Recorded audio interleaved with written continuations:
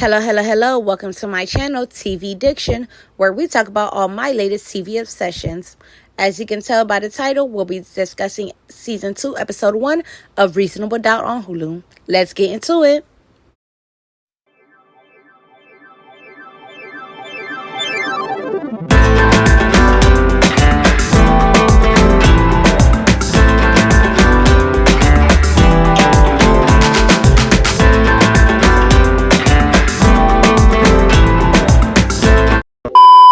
Before we dive into the episode, here's a brief recap of Season 1. We're introduced to Jax Stewart in the tangled web that is her life. In the midst of navigating a separation with her husband, an ex-client rears his head and tries to complicate an already complicated situation. Also, as an attorney, Jax is faced with a high-profile case of a powerful man accused of killing his mistress and ex-employee.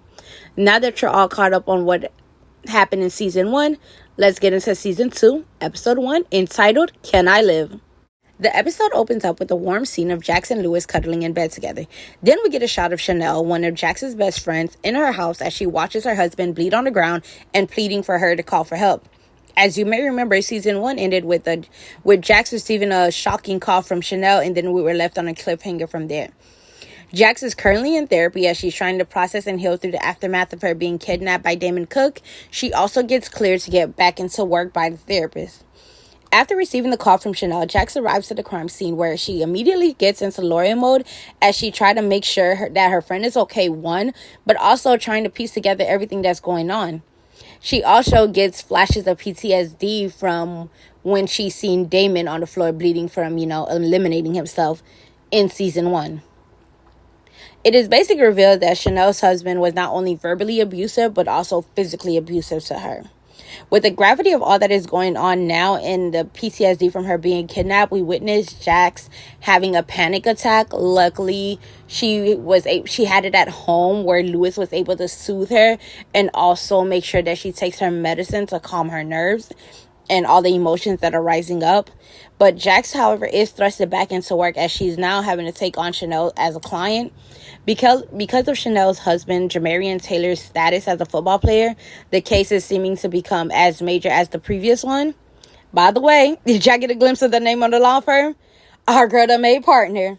But we already knew that after that case, the last case. So, period to her. Chanel's case is said to be more complicated than Jax would have thought because at first glance it appears to be an open and shut case of self-defense. However, as more details unfold, it's appearing more calculated because 1, she moved the body. 2, she called Jax before she called the police. And 3, she waited 2 hours after the incidents to call the police.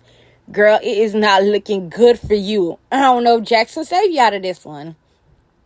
Lewis and Jax are in couples therapy as they discuss the dynamics of their relationship and the ultimatum given to Jax by Lewis, which is how they ended up where they are now. The therapist did pose a great question for the two of them, which was, are they here to reconcile or uncouple? I was actually glad to hear that they at least agree on wanting to reconcile. While Jax and Lewis were able to have an open conversation outside of the therapist on what they want within their relationship, Lewis was still alluding to her having to make a choice between her career and her family. He in not so many words told her not to take on Chanel's case. The episode ends with us being introduced to Morris Chestnut's character through a steamy scene and a phone call from Jax. Overall, I think this was a great season opener. It closed out the situations from Season 1 as we're whisked into the drama that's set to unfold in Season 2. And let me tell y'all, I feel for my girl Jax. She got a lot going on, okay?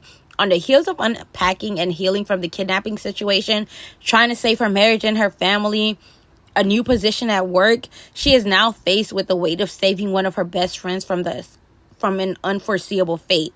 And honestly, I'm really interested to see how our girl is going to hold up by the end of the season. And I IDK how to feel really about Lewis right now because while I'm rooting for him and appreciating the fact that he's standing by Jax and being supportive through her, trauma and PTSD, I also don't appreciate his take on her career. I don't think it's fair of him to always expect her to continue to have to choose between her career and her family.